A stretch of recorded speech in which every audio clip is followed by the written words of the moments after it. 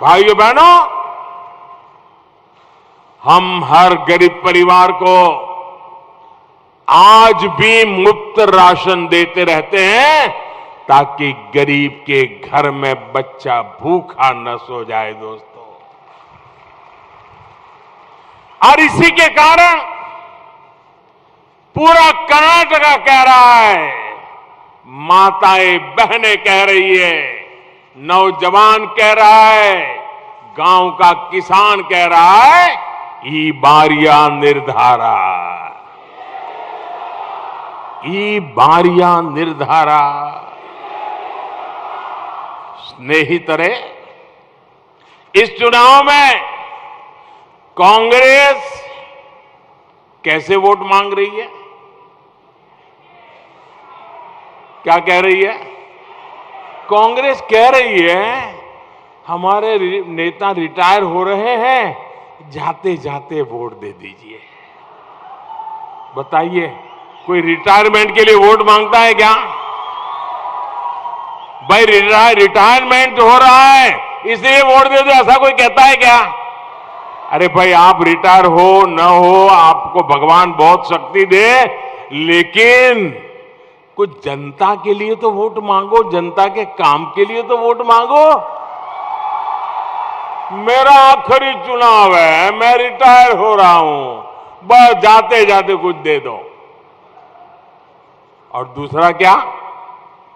Vote मांगने का दूसरा तरीका क्या है? मोदी को गाली दो। जिसको मर्जी पड़े वो गाली दे रहा है। क्या कर्नाटका में कोई भी गाली संस्कृति को स्वीकार करता है क्या? कोई किसी को गाली बोले वो पसंद करता है क्या? छोटे व्यक्ति को भी कोई गाली बोलेगा तो अच्छा लगता है क्या? क्या कर्नाटक गाली देने वालों को कभी माफ करता है क्या? कभी करता है क्या? इस बार क्या करोगे? क्या करोगे? सजा करोगे? गाली देने वालों को सजा करोगे? बराबर जम करके सजा करोगे?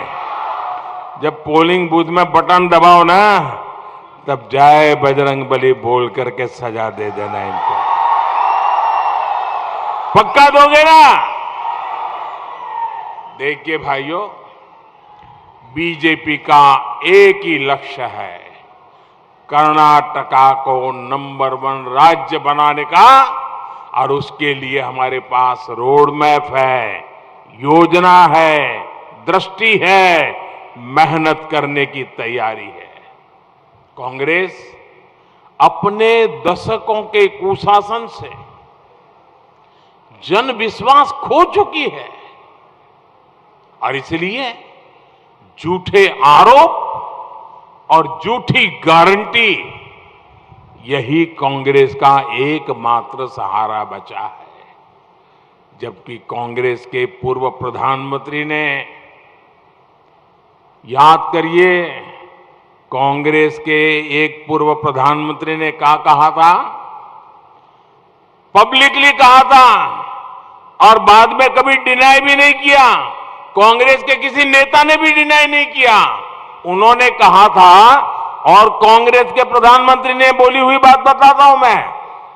उन्होंने कहा था, दिल्ली से हम 1 रुपया भेजते हैं तो गांव में जाते जाते वो 15 पैसा हो जाता है।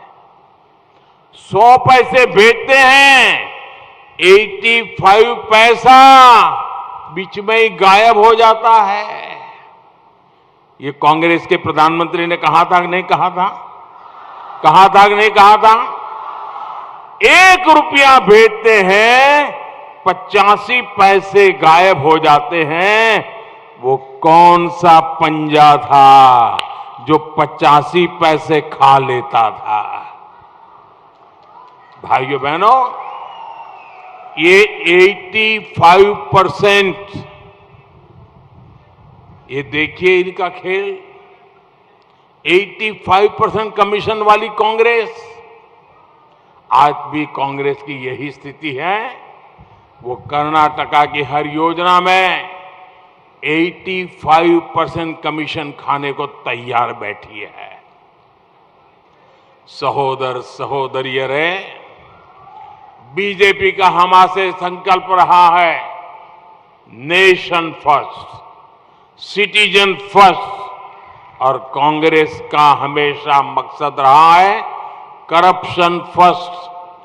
कांग्रेस के शाही परिवार ने कई दशक तक देश पर शासन किया, लेकिन कांग्रेस ने देश के विकास के बजाय सारा ध्यान अपने विकास पर लगाया।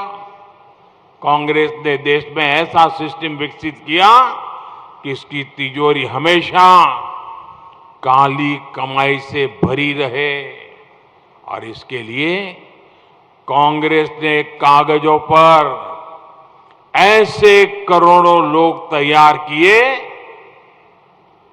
जिनका कभी जन्म ही नहीं हुआ था। मैं समझा पा रहा हूं आपको? कांग्रेस में अगर कोई विधवा पेंशन है तो ऐसे व्यक्ति को विधवा पेंशन मिलता था जो बच्ची पैदा नहीं हुई, जिसकी शादी नहीं हुई, और वो विधवा हो गई और कांग्रेस के खजाने से पैसा जा रहा है सरकार का। मैं आज देश को, कर्नाटका के लोगों को कांग्रेस के इस नकली बारे में भी बताना चाहता हूं। इस नकली नाम घोटाले का बहुत बड़ा नुकसान कर्नाटका के लोगों को भी हुआ है। बंधु भगिनी रहे, कांग्रेस ने सरकारों के कागजों में ऐसे करोड़ों नकली लोगों के नाम डाल दिए जो कभी जन्मे ही नहीं थे, जिनका कोई अस्तित्व ही नहीं था। ऐसे लोगों के नाम डाल दिए, और इन नकली नामों की संख्या कितनी है आपको चौंक जाएंगे। पूरे देश भर में जो नकली नामों की संख्या है वो कर्नाटका की कुल आबादी से भी ज्यादा है, कर्नाटका की कुल पॉपुलेशन से ज्यादा है। उनके नाम पर हर योजना के पैसे जाते थे। इन नकली नामों पर पैसे भेजे गए और ये पैसा जाता था कांग्रेस के भ्रष्टाचारियों की काली तिजोरी में। कांग्रेस सरकार के दौरान, याद रखोगे आंकड़े फिर से? याद रखोगे? क्या हो जाता है आप लोगों को? गर्मी बहुत है। आंकड़ा याद रखोगे? एक एक आंकड़ा मैं बुलवाऊंगा, बोलोगे? 4 करोड़ 20 लाख नकली नामों को उन्होंने राशन दिया। कितने? कितने? दूसरा, 4 करोड़ नकली नामों को उन्होंने गैस की सब्सिडी दी। कितनी? तीसरा, कांग्रेस सरकार के दौरान 1 करोड़ नकली नामों को महिला कल्याण के नाम पर पैसा भेजा। कितना? कितना?